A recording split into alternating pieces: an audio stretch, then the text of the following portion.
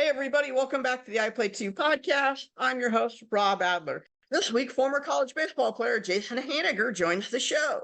As a junior at Georgia Tech, he made the NCAA Athens Regional All-Tournament team and was drafted after the season by the Pittsburgh Pirates. The following season, Jason was named a team captain, hit .311 with 50 RBI, and was a nominee for the Johnny Bench Award, which goes to the best catcher in college baseball. After hanging up his spikes, Jason has taught both in the classroom and on the diamond. His brother, Mitch Haniger, was an MLB All-Star in 2018 and currently plays for the Seattle Mariners. Jason, welcome to the show. Thanks, Rob. Appreciate you having me on. Thank you for doing this. How are you doing today? I'm doing great. It's a sunny day here where I'm at, and weather's great and beautiful, and life's good. That's good to hear.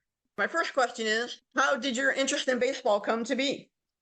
I started out playing Little League baseball in Santa Clara, California, where we grew up. That's pretty much where everyone got their feet wet in the sport. Started out with T-ball, worked our way up through machine pitch to coach pitch to finally when we started pitching to ourselves at, I think it was around the age of 8 or 9. And it was a great experience. A lot of my baseball memories go back to all-star games and competing. And one of the things I loved about City Ball or Little League was there was like a draft every year, and they did a really good job of balancing out the teams, where these days with club environments and recruiting kids and trying to fill rosters, it looks completely different. And so therefore the games changed significantly. But I look back very fondly on those days in Little League baseball, made great friendships that still last till today. My dad got to coach us for a really long time as well. And most of my family members that were boys too engaged in Little League. And so it was a common ground that we all could relate to and had a great experience. What was it like to play for your dad? It was great. Our relationship was fostered through sports. He got to coach me in football a little bit, coach me in baseball, would help me with basketball. Those were 3 of the main sports I engaged in at a young age and carried through most of high school. But I would say this is true of every son and father relationship. You hit a certain age where it starts to become challenging. And that's on me as the player's end, not so much on the dad's end. For me, that started to happen around 12, 13, 14, kind of right in there, where I wasn't doing a good job being coachable. But prior to that, I would say it was great. And it was an opportunity for us to really grow in our relationship as father and son. So I appreciated that. You mentioned also that a bunch of the boys in the family played in Little League. How competitive is the Haniger family? I would say our family is extremely competitive. It's funny because through my career in education, one of the leadership things we participated in assessed our strengths. There was a strengths finder test, and the number one strength for me was competition. And it's something that has been a strength and has helped me succeed in life, but it's also something that I've had to learn to tame in certain situations and understand when it's appropriate to be an ultimate competitor and other times where it's more important to focus on the fun of the game. So I very much appreciated my upbringing and that competitiveness that my family drove in both my brother and I. And then amongst our cousins, many of them were very successful both at the high school and collegiate level. So getting to play with each other growing up was always a good and healthy environment, but definitely always competitive. Who is the best overall athlete in the family, would you say?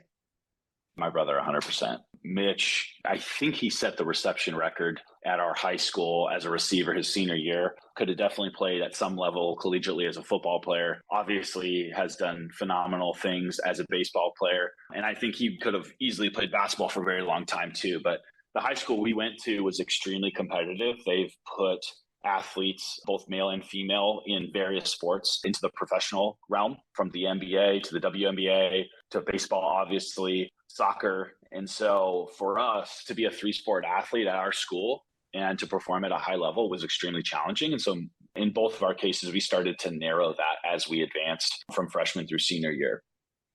Worked at ESPNU while you actually were playing at Georgia Tech, but I'm very familiar with Archbishop Mitty, your high school. And as you mentioned, it is incredibly well known. Could you kind of tell people a little bit more about the high school and in terms of not only just the athletic realm, which you talked about, but the academic realm, because it is very well regarded academically too? My first 18 years of life grew up in Santa Clara, California. And for whatever reason, I'm sure there's a lot of variables that play into this. The public school system academically and even I would say for the most part, athletically, was not the best option for kids in our area. If you wanted to get a great academic experience and you wanted to be on the best athletic teams, you went to a private school. Just to give an example from a baseball perspective, my senior year, every pitcher we faced was a Division I commit. When I would talk to some of my buddies that played at Georgia Tech with me, that was the complete opposite of what their high school experience was. They all hit 500-600, were dominant on the mound, and just mopped up the competition. Whereas we were considered good if we were breaking 300 as a batting average in our league, which was close to reflective of what it would be like when going to play on in the ACC from my experience. But back to your original question, thankfully, my parents sacrificed a lot to put my brother and I into those environments. And academically, I mean, kids coming through our school were going to the Ivy League schools, going to Stanford, Cal, UCLA, USC, some of the prestigious universities in California, as well as on the East Coast in the Ivy Leagues. And so not only did you have extremely high-performing students in the classroom, but we saw examples from an athletic standpoint of guys and girls making it to the top in their sport as well. And so I think it's really important for students and for kids and for athletes to see that success is possible and it's attainable. And that environment, not only was it a possibility, but I feel like it was expected. And we were raised and pushed in that manner to excel both in the classroom as well as on our sports fields that we chose to engage in. With the school being so highly regarded, how did that continue to foster your competitiveness to want to get better both on and off the field? For sure. That type of environment prepares you for collegiate sports, but also for life. Funny that you asked that question because last night I was on social media just looking at the various baseball coaches and podcasters that I follow. And one of the questions that this guy had asked was, should you ask a coach about positional depth on their roster for the position you're being recruited for in baseball? And I think it was Texas A&M's head coach that had to answer that question. And he had said that was somewhat of a red flag because the reality is that at any collegiate level and then in life thereafter, every day is a tryout. Every day you're competing for your spot and for your job. And when I got to Georgia Tech, that very much was the case. Everybody was incredible.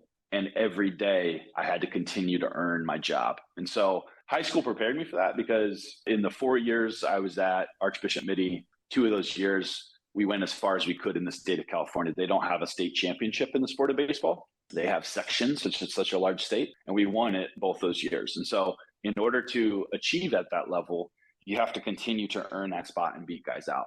And I think that definitely prepared me for my collegiate experience and then also for life thereafter. When you're in that positional competition and let's say you don't win out for that year, what do you have to do in terms of your role to make yourself an important part of the team?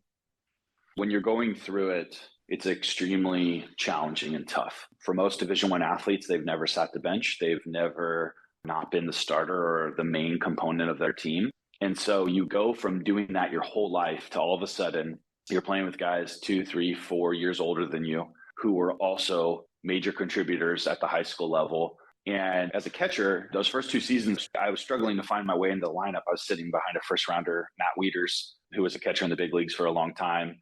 And those first 2 years, it could have been easy to transfer. It could have been easy to give up or let the adversity get the best of you. But as I reflect back on that, I just found myself working and grinding. And one of the hardest moments for me was I traveled with the team my freshman year when they only take 25 guys. And the first time I didn't get brought to a series was when they went to Florida State. And I spent that entire weekend just going to the park by myself and hitting and practicing and trying to get better because that's your option is get better or be done. So 2-part answer to that question. The first part is it really drove me to work harder and improve my game. The second piece of that is I had to learn how to be a good teammate and support the team in a different role. So whether that's working hard in bullpens, whether that's ensuring that my body was prepared and ready to go if I got to pinch hit or come in late into a game, whether that was picking up my teammates when they were down or celebrating with them when they were doing great, whether it was trying to steal signs from the opposing team and to try to help us get an edge. You have to find a way to help the team and not just sulk and be upset.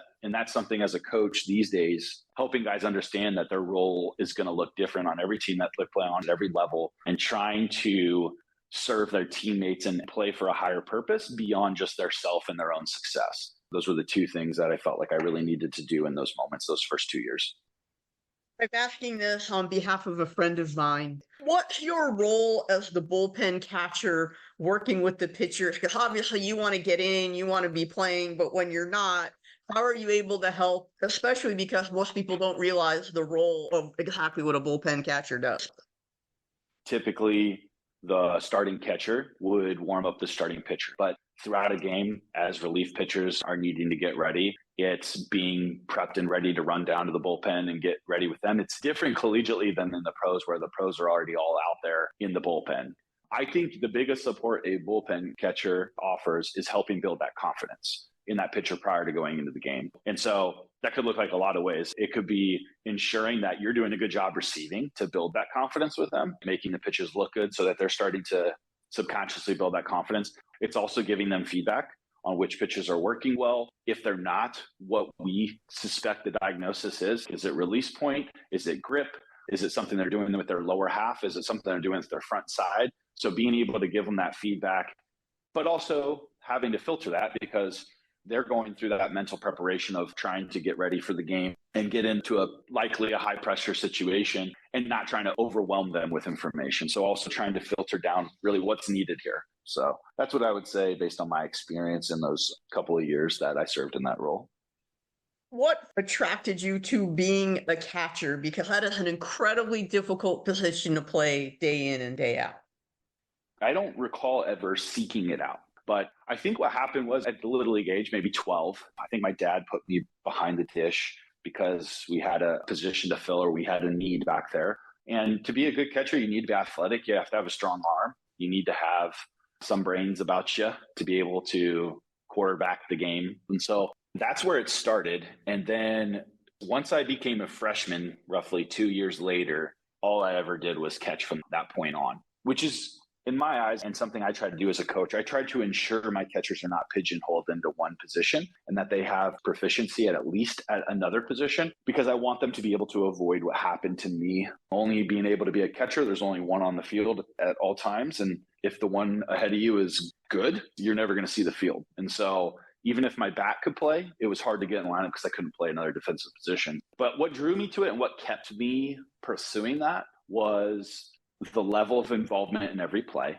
So actively being involved in every pitch. And then I would say more of the cerebral and command aspect of the game. If your coaches trust you and believe in you, you get to call pitches, getting to learn hitters' tendencies, getting to adjust your defense as your coach allows and supports, and really being able to have a significant impact on the game itself. Whereas every other position on the field is just purely in reaction mode. Like balls hit to me, I react, or I do a little pre-pitch thinking about where I need to be and what I'm going to do, and then I adjust on the fly. Whereas I feel like there's a lot of managerial aspect to catching that also has led to my passion and interest in coaching as well. When you talk about the mental aspect of the game, and let's say pitcher throws one over the outside corner and it's called a ball, how do you handle that situation where you don't harm that relationship with the umpire? It's something that a lot of young catchers need coaching and help with, and preserving the relationship is crucial, not only for your pitcher and his success, but also when you step up at the plate too, and how that's going to be handled and navigated when there's close calls, and how the umpire is going to call that game. And so I thought it was important to never tell the umpire that I think they got it wrong. But I think it was also important to ask questions to indicate in a subtle and respectful way that I maybe disagreed with the call. So the example you gave, outside corner. So typically what I would say is, did you have that low or did you have that outside the zone?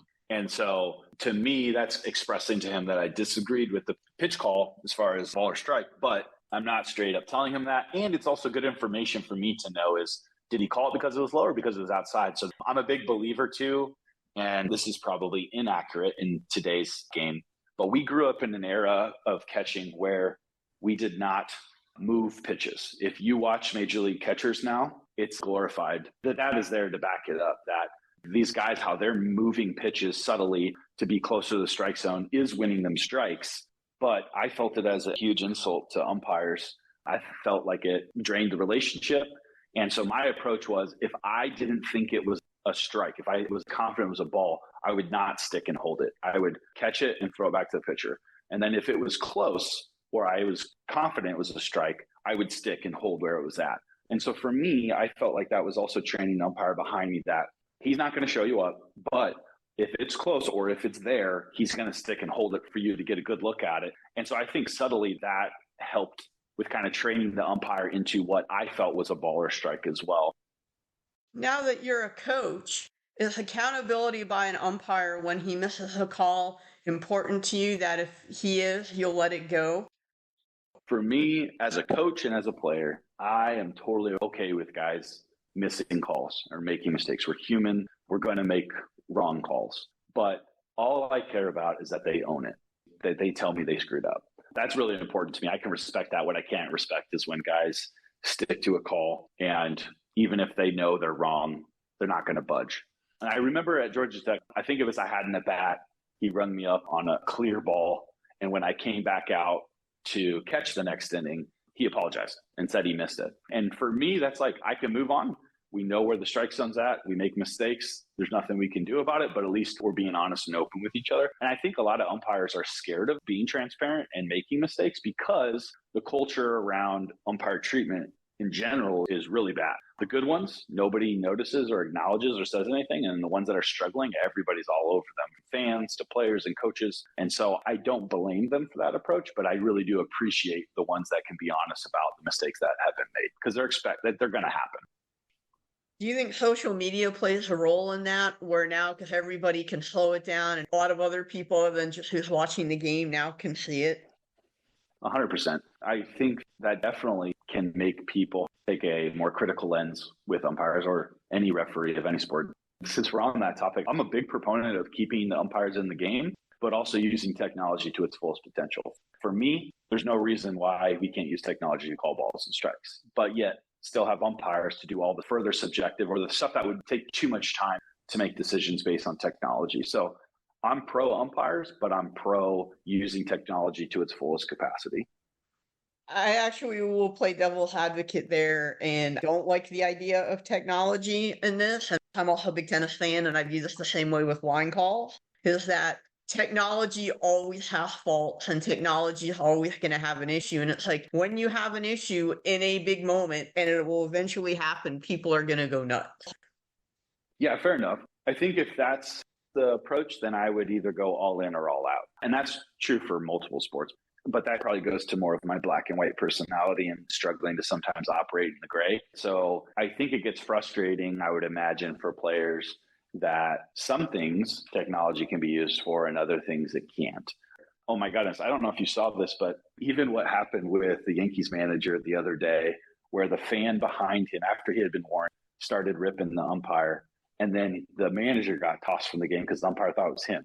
With the easy use of technology, that doesn't happen. Oh, I agree. I did see that. And speaking of technology, and you didn't really have a lot of this when you were playing with the iPads and stuff that people could look at right away. Would you have liked that as a college player? Yeah, I am very analytical and into data and numbers. And so I think I would have definitely benefited from it. I listen to my brother talk and listen to some other players too.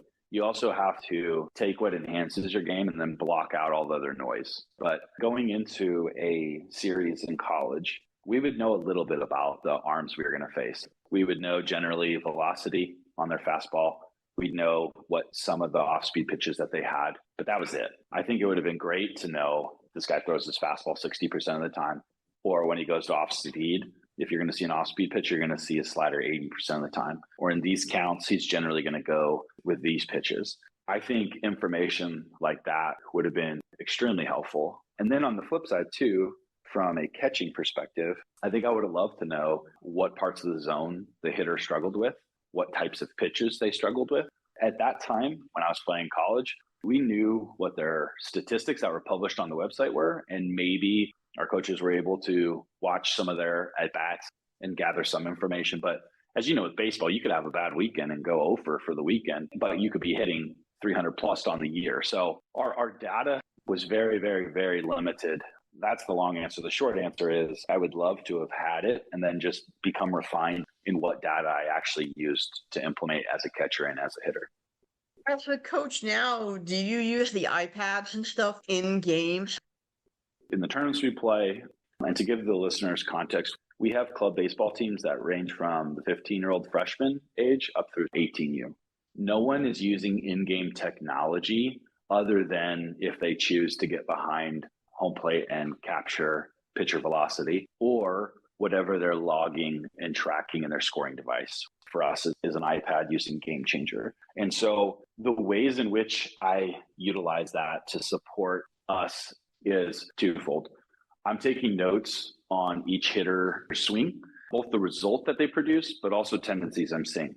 Are they flying open or are they staying closed or just parallel to where they start with their stance? I can't see how close they are to the plate. So as a catcher, that's good information of are they on the plate? Are they off the plate? I can see if they're in the front of the box or the back of the box. I can see if their swing is long or if it's short, if it's late or if it's early. And then based on that information as the game progresses, I'm a big proponent of moving my defense and shifting my infield and outfield. And so it's pretty common for most hitters in the lineup. I'm making some sort of change in alignment defensively. We opt to have our players, the guys that are not actively in the game, we have them score. I think it keeps them engaged, but it also helps me too. So even though I'm keeping stuff on notes, they're able to say, last two at bats, here's what this guy did, here's where he hit it. You can go further if you want to track pitch types and things like that. We just don't go that deep at this age. And I don't know any clubs that do. But we're definitely utilizing technology to some degree, but I can't imagine it's even scraping the surface of what the professional teams are doing. One more technology question, and then we'll get back to your career. And that is, do you think right now that things like exit velocity and pitch speed are being used almost too much in terms of how the game is currently being played? Yeah, I do. I've been doing club ball in Kansas City since roughly like 2011. And the focus on measurables has increased significantly. So when I say measurables, I mean hitting exit velocity, positional velocity with your arm, obviously the velocity on the mound, that's always been a thing. But then also measuring like spin rate for pitchers on their off speed as well as their fastball. And to me, and I think pretty much everyone would agree, those data points are just a marker of someone's top level performance in that skill. So for instance, if a pitcher is able to throw 91, 92, his spin rate's really high, has really high spin on his slider or curveball, that's great on paper. It shows you that there's potential there, but you need to go watch that guy actually execute in the game. Can he throw that hard and execute that level of spin and still throw strikes? Or does he struggle with command and he walks a ton of guys? The same thing with exit velocity. To me, that is really, really irrelevant. Usually kids are going to just show off the top one that they've achieved.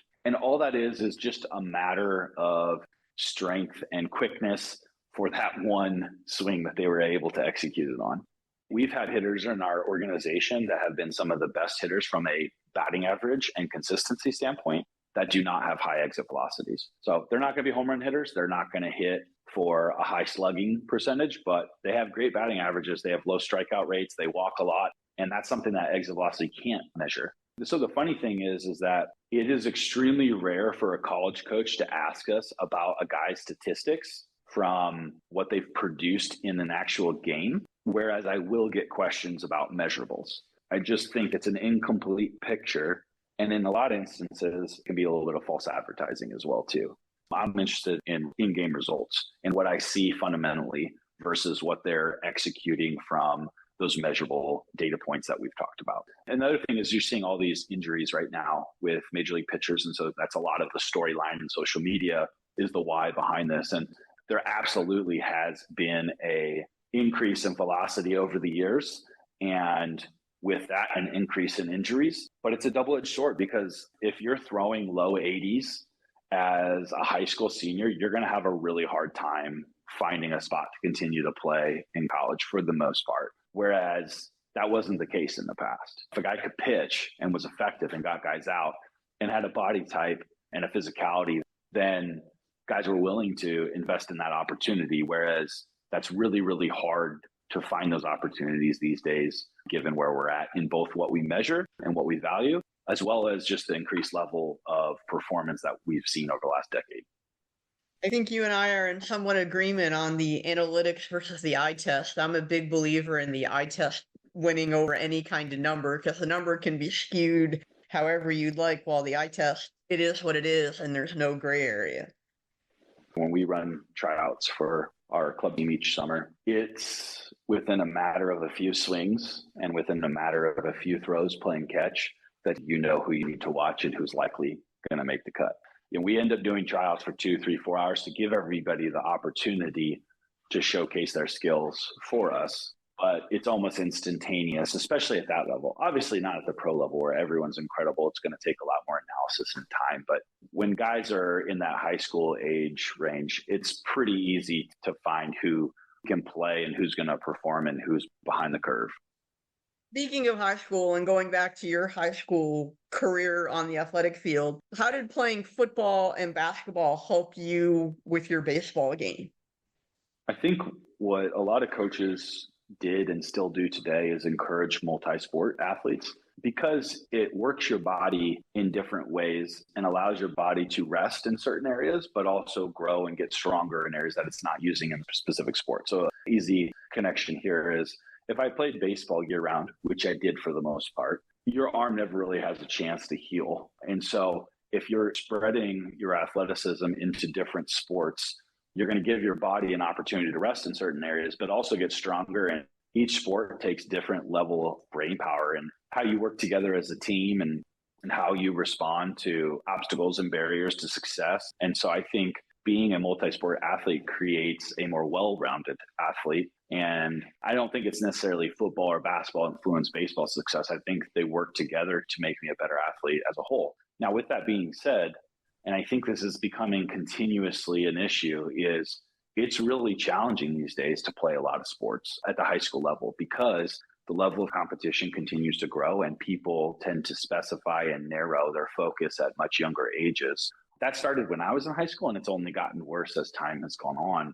And so the pressure to beat out your competition in your sport has increased. And so therefore, the more time you can invest in that sport, at least this is the way people perceive it, then better off you're going to be. And so I think that's a hard balance that kids are having to face these days. And it only continues to escalate with time. I'm curious, on the basketball court, were you a point guard? Because in a lot of ways, the point guard and the catcher have a similar view of the game. I would agree with your standpoint, but no, I was not a point guard. I was always one of the taller kids in my grade. I grew fast and early, but in a balanced way. Like I felt like my height kind of also matched my weight. So I played center all the time, just under 6'3", and I played through my sophomore year of high school, and I didn't play my junior year to focus on baseball. But then my senior year, I was going to go back out. I ended up getting hurt. And it wouldn't have mattered anyways, because that was Drew Gordon's freshman year. His younger brother, Aaron Gordon, they both went through Midi and both played in the NBA. And there's no way I was going to beat him out at center, even as his freshman year. But I love the position. I love to be physical. So I guess you can make that connection to being a catcher and getting hit and hitting others. So setting screens, boxing out, getting rebounds. That's something I really enjoyed. It was more of get in the paint and get dirty. And that's the way I like to play basketball. How was your hook shot? Good enough, I suppose. Just to be transparent, I was more of a role player, setting screens, getting slot points, and I felt like I could do more. So when I got the ball, I started to be more aggressive and try to be more offensive in my game. And it worked out well. Wish I would have done it a little bit earlier, but it also was important for me to learn different roles for me as an athlete too. Growing up, who were some of your athletic idols? My family was San Francisco Giants and San Francisco 49ers fans growing up. And so when I reflect back to the names I remember, and there was never just one person, but people I think about were Barry Bonds, Will Clark, Matt Williams from the Giants days. I think about Benito Santiago when I first saw catchers throwing from their knees to second base and then trying to weave that into the game where appropriate for me. From football, it was Steve Young, Joe Montana, Jerry Rice, all those guys in their heyday. And so fortunately, I grew up in a time where sports in San Francisco were flourishing, and we got to see really good examples and then get to enjoy those growing up. Yeah, as a Cowboys fan, I might not like Steve Young as much as you do. That's funny. You actually say that because my brother was a Cowboys fan growing up. So obviously an intense rivalry between the Niners and Cowboys, but Mitch definitely chose a different path than being a Niners fan growing up. I imagine Sundays are kind of interesting in the Haniger household. I think the passion actually stemmed from a movie called The Little Giants. That was a fun movie we saw growing up. And the team in that movie was the Cowboys. And there was a player on that team, Spike, and he was as football gets. And Mitch, I think, was drawn to that, which then led into being a Cowboys fan. And I think that's really where that took off. I think that had Rick Moranis in it, right? Is that actor the same one that's in Honey, I Shrunk the Kids? Yes. That's the same guy. And then I think Al Bundy from Married with Children. Yep, Ed O'Neill. Yeah, those were the two. Great movie. Being a Bay Area kid and ending up in Atlanta, what was the recruiting process like for you? The recruiting process has changed so much from 04, 05 when that was happening to what it's like today. So really my experience was rarely saw college guys at our high school games in the spring. And that's consistent with today because that's their season when they're playing. But for me, my parents helped me with targeting some colleges that I was interested in. So I'd go to Cal Berkeley camp. I went to the Stanford camp, which the Stanford camp was great because you had a bunch of universities there from high academic schools to increase exposure. I remember going to UCSB down in Santa Barbara.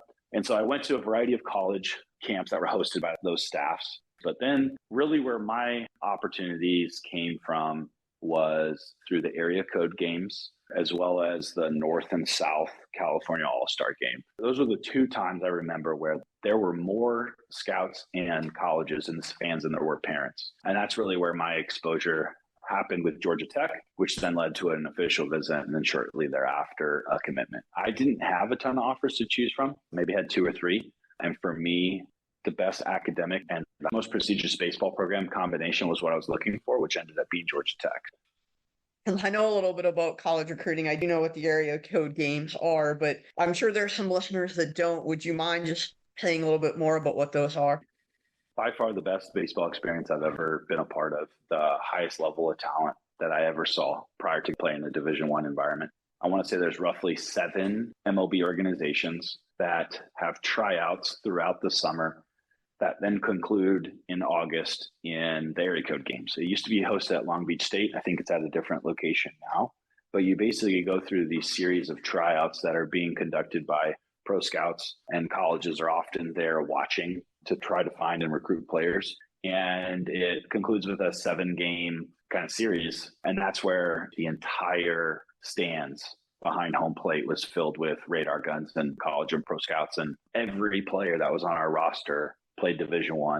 Most were drafted out of high school. And when I go back and look at those rosters, a lot of those guys played Major League Baseball. And we hit with wood. So it was a great dual scouting experience from the pro side as well as the college side. And anytime a kid can make it that far and play in those, they're pretty much guaranteeing themselves a great opportunity post high school. I know this is a little bit of naming names, but would you mind naming a couple of players you played against just to give listeners an idea of just how good those games were? Tyson Ross, he was a relief pitcher for a long time. Jason Castro was a catcher with the Astros, as well as I think a couple other teams played at Stanford. Brandon Crawford was our shortstop. He's been with the Giants forever, and I think he's with the Cardinals for possibly his last year. I think Deshaun Jackson was actually there, who was the receiver in NFL for a long time, but he was being recruited as a baseball player as well. But those are just some quick top-of-mind ones that come up. That's just unbelievable. So when you got to Georgia Tech, how much of a culture shock was it? Because Atlanta's slightly different than the Bay Area. Slightly is an interesting term. It was completely different. The easy one is to start with weather. In the place I grew up, there was no bugs. There was no humidity. So I think my first week there, I took 2 to 3 showers a day and had never dealt with mosquitoes and bugs in general. So that was a huge shock. How people dressed was completely different. I showed up in skateboarding shoes and long shorts, and my classmates were wearing Sperry's and short shorts and croquis with their sunglasses around their neck. And so I stood out like a sore thumb initially. So definitely clothing, weather, style of food. Most of my teammates were from Georgia or the Southeast. I can't tell you how many of them had never ate a salad before. and all their vegetables had to be cooked in butter and deep fried. Language, how people spoke and accents and things of that nature. Hospitality was definitely different too. Like everyone was super nice and welcoming and really pleasant to be around as well. So there were significant differences. And then I ended up in the Midwest, which is kind of a blend of everything. And so I've loved the Midwest and loved my time in Georgia, and all have been great learning experiences about how diverse and how different our country is. At Georgia Tech, your sophomore year, I believe, you hit your first home run against NC State in the ACC tournament. When you think about that, what does that bring back? It's actually funny how that all played out. My best friend, college roommate all throughout my time there was Luke Merton. And I can't remember the reason why, but Luke was supposed to be DH that game. I don't know what happened. I'll have to go back and ask him and see if he remembers, but his name got scratched and then mine got added. So I got to DH that game, if I remember correctly, and was facing a left-handed pitcher. Obviously nervous because I think my sophomore year I only had like 30 some odd at bats. So it was pretty infrequent. I was getting opportunities. And he hung a changeup over the middle of the plate and hit it out. I still have the ball. My parents were there. Being from the West Coast, it was very rare that they were able to attend just because of the cost of having to travel and be there. And also our games weren't always available for them on TV as things have increased now. So that was a great experience for them to be able to get to see that. And fortunately, it was one of many that followed in my junior and senior year, but I can still remember the pitch. I can still remember where I hit it out. That was a great experience. I was definitely not a home run hitter. I didn't start to really produce in that manner until my junior and senior years of college, not even in high school. So for me to have hit one, that was a pretty big deal at that point in my career. I'm pretty impressed. You had 33 at bats. You knew pretty much exactly how many you had. I was going to say 32, but it's good to know it's 33. While you were at Georgia Tech, you were nominated for the Senior Class Award. Could you kind of tell people what that's about?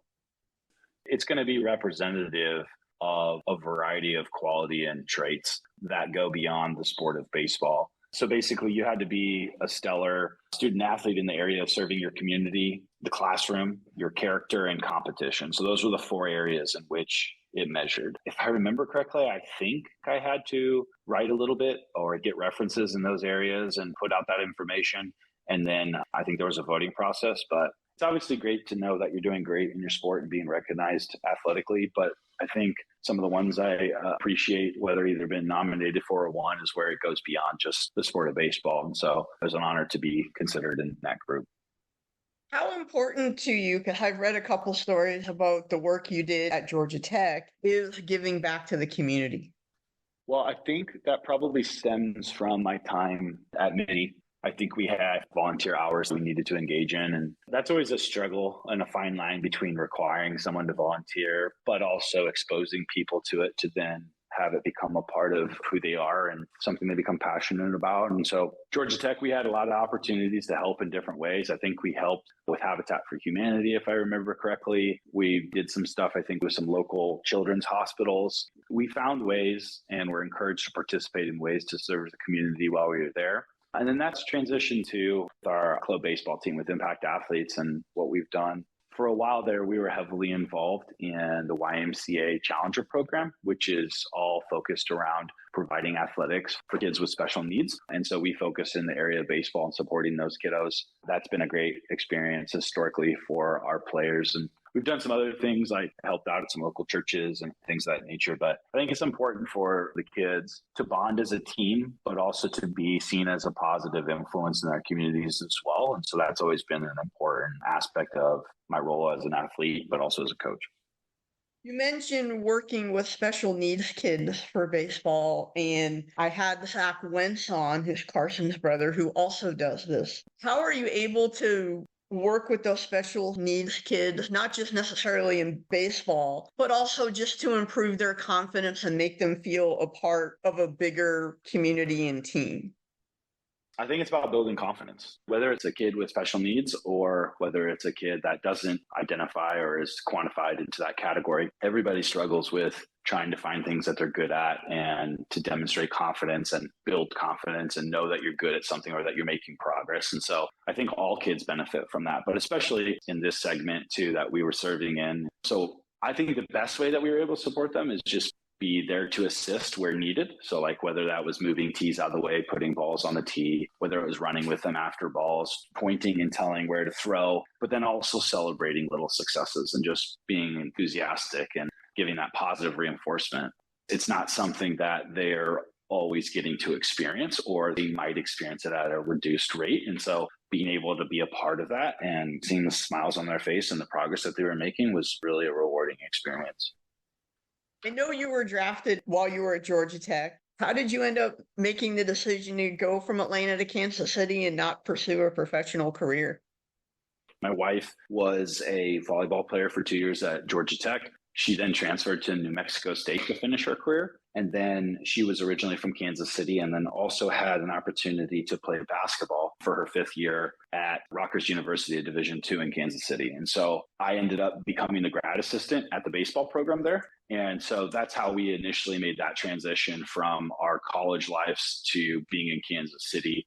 As far as why I didn't pursue an MLB career or accept or sign when I was drafted by the Pirates, at Georgia Tech, I was fortunate enough my first 3 years to not only talk to alumni that had been drafted and that were playing in the minor and major leagues, but also just watch and learn. And Georgia Tech at that time averaged about 10 guys a year getting drafted, which was a really good clip for a program. And that's one of the draws too, was that they were getting guys drafted. It was a place where scouts were definitely looking for talent. And so over that time, I saw guys go from first round and getting millions of dollars out of their signing bonuses. And I saw other guys getting drafted at lower rounds and getting 1,000, 5,000, 20,000, et cetera.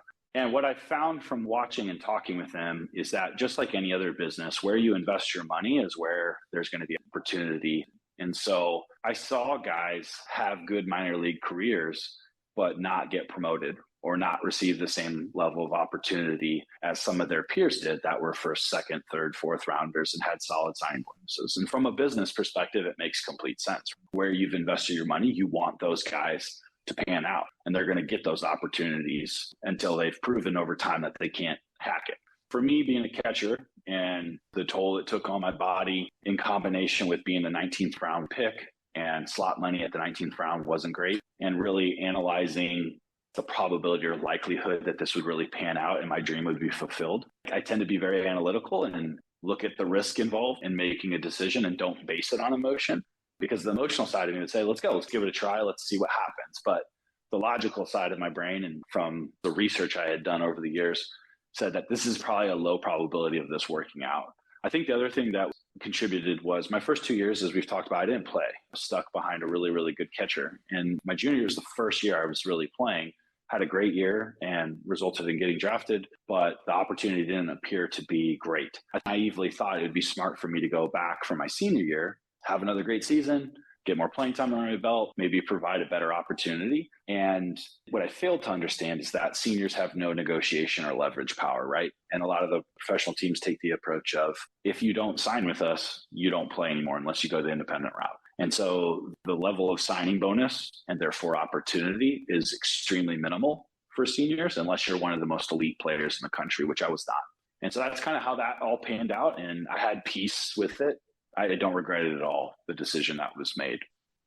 In terms of the toll that catching took on your body, did you have any major injuries that may have also contributed to not pursuing a pro career? It's twofold, right? So it's just the ongoing getting hit between the legs, getting hit in the neck and your wrists, just constantly getting beat up as a catcher. And even on the games that you're not getting beat up, just the toll it takes on your knees and hips of having to be in that position for that long. I struggled to get through a 60-game college season feeling good. And I look at the minor leagues and the pros and I'm like, 160 games and for pennies on the dollar for what you're making along the way. And if I'm struggling to make it through this, I don't see a path where I'm going to be able to do this in 2.5 times the length of the season.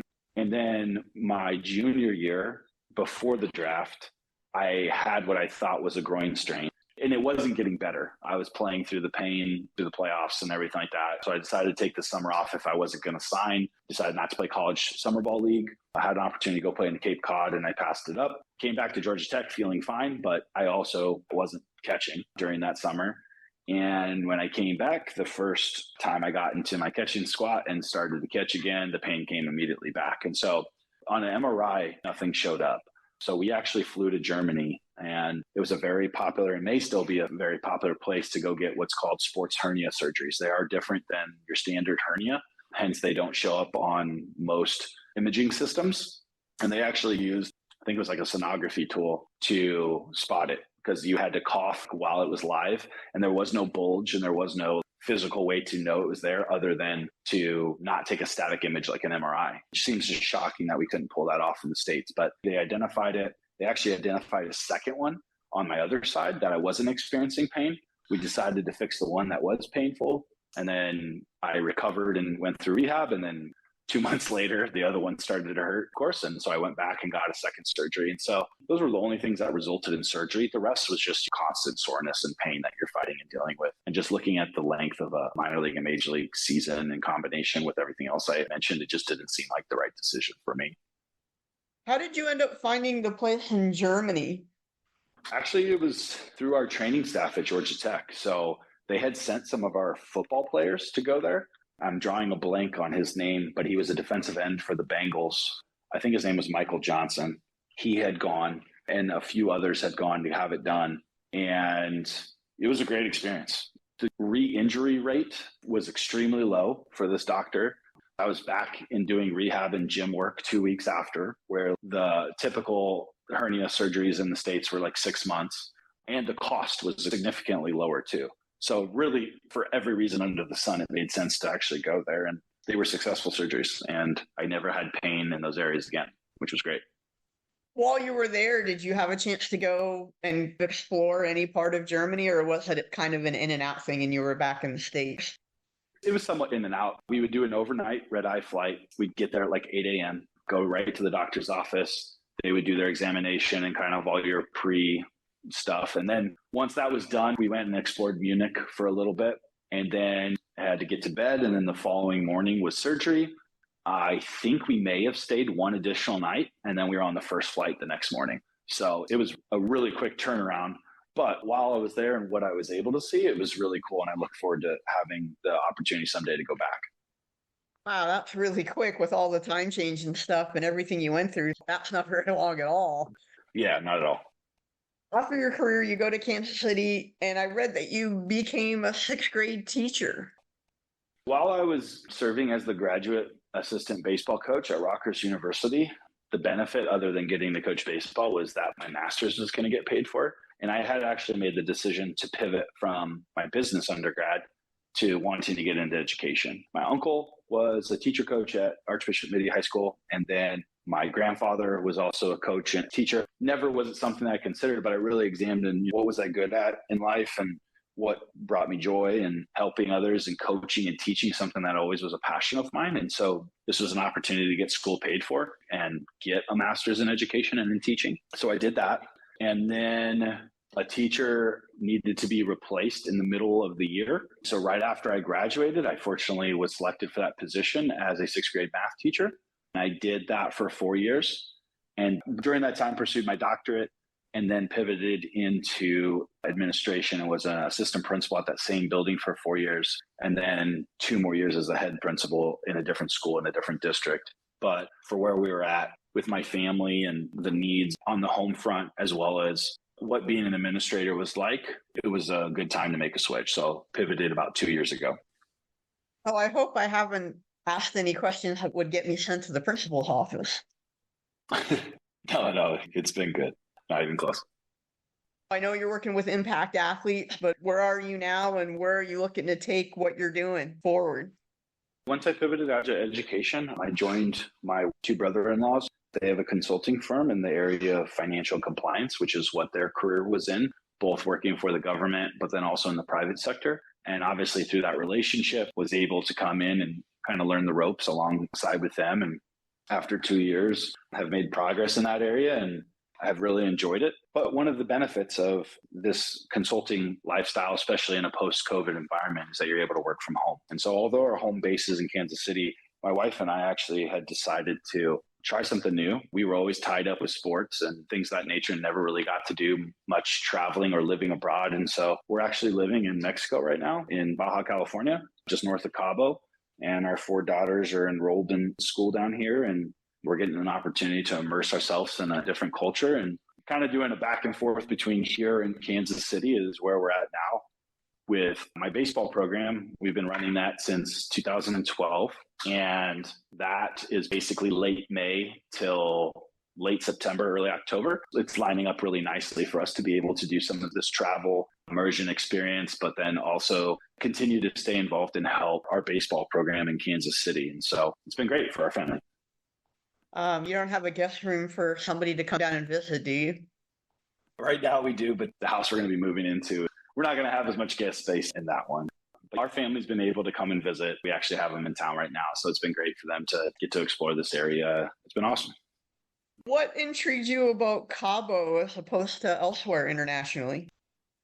My wife's side of the family has been vacationing in Cabo for at least 10 years. And it's been a really great spot. We all love Mexican food. We love the culture. We know enough Spanish to be somewhat dangerous, and just have really enjoyed our time down here. And then one of her brothers started exploring some different areas around the Cabo geographic location and found a really cool area near Todos Santos. And my wife had taken a visit with him down here and loved it. And since we were able to work from home and that kind of changed the game for us, we decided to come down here, and really finding it to be a cool place to be is really what drove that. Plus also it was essential for us to find somewhere for our kids to go to school. I know some of our girls are heavily involved in gymnastics, and there was a gym in Cabo. So things kind of lined up to give it a go, and we've really enjoyed our time here for the last 6 months. You mentioned you have 4 daughters. So how much pink is there in your house right now?